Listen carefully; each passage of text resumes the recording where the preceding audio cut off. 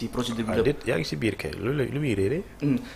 Madiambal Diagne moom ci démb daal na def benn publication di évoquer une situation de retour de parquet bu Badara Gadiaga donc jàpp ne actuellement il vit des conditions difficiles humiliantes et dégradantes à la police donc qu'est-ce qui justifie cette volonté de l'éprouver, de lui faire mal.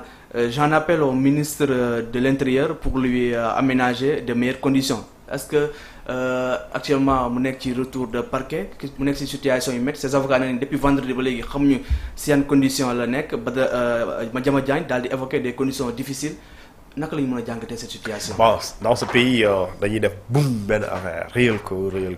Moi je minimise pas les propos de Madiambal Diagne. Oui. Mais des fois dañuy nekk dans une certaine logique de politisation. Et pas de certains dossiers. Dans une logique de médiatisation de certains dossiers. Et moi ça se comprend. Parce que c'est un exercice de pression. D'accord. Léegi li ma xam daal li ma jàpp mooy. ci réewu Sénégal fii. Les conditions de détention, que ce soit à la police, que ce soit à la gendarmerie, que ce soit dans les prisons, d'accord, il faut avoir des conditions qui respectent, qui obéissent, d'accord, ce qu'on appelle aux instruments yi nga xamante ni moo ñu tënk mooy tey même bu ñu tuddee bu ñu jàppee nit kooku loolu nit la. Effectivement. D'accord. Li tax mu nit la.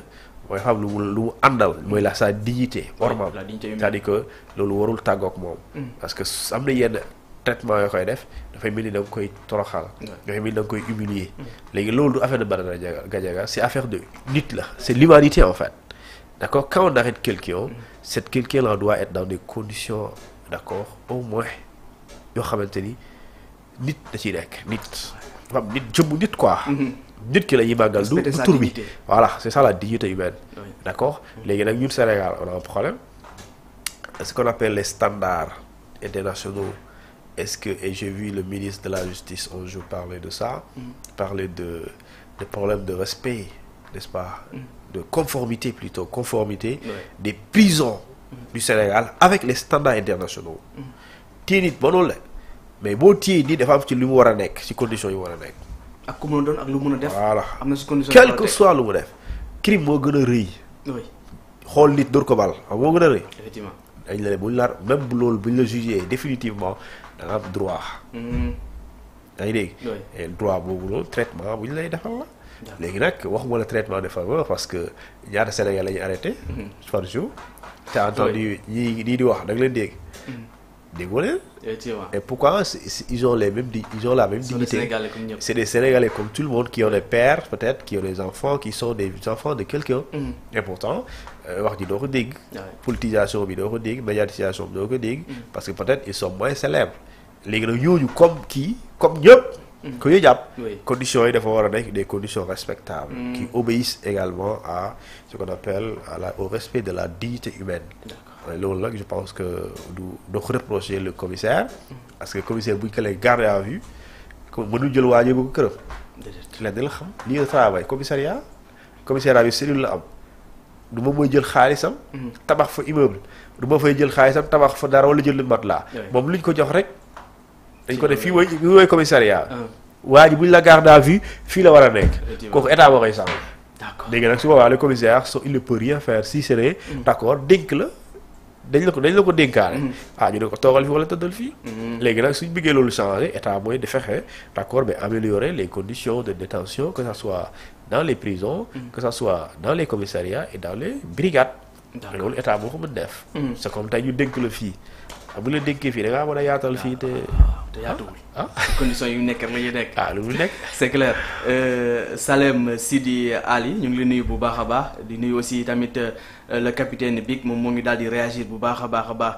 dans les commentaires yéen aussi ñi seetaan mu ngi ne bind tamit seen question yi comme ni ko capitaine Big daal di defee ci commentaires yi dañ si ñëwaat léegi ak le juriste Thioune donc Thioune demain si tout se passe bien moom Badara Gadiaga dina jàkkaarloo ak le doyen des juges d'instruction ci li nga xam ne dama lañ koy toppee bokk ci chef d'accusation yi discours contraire aux bonnes mœurs diffusion de fausses nouvelles ak yeneen yi nga xam ne actuellement moo ngi dal ci kawam bokk ci offense à une personne exerçant toute ou une partie des prérogatives du président de la République, réception, sollicitation, acceptation de dons dans le but de mener une propagande compromettant la sécurité publique. Loolu bokk ci actuellement li nga xam ne ni moom lañ koy toppee. Lan la ñu mën a xaar suba ci le cas de Badara Gadiaga ginnaaw bi nga xam ne ni day jàkkaarloo ak le doyen des juges d'instruction. Bon, j'ai répondu ça, même si peut-être daf la échappé. J'ai dit li wala wax sànq mooy don yooyu nga tudd. soo koy yóbbu contextualiser yóbbu ko ci code pénal bi. oui. article 80 la. article 80. waaw. d'accord. diffusion de fausses nouvelles soo koy yóbbu pour kii seetaan xam lii nii fan laa ko war a fekk. bu demee article 255. da ko fay gis. d'accord mooy diffusion de fausses nouvelles.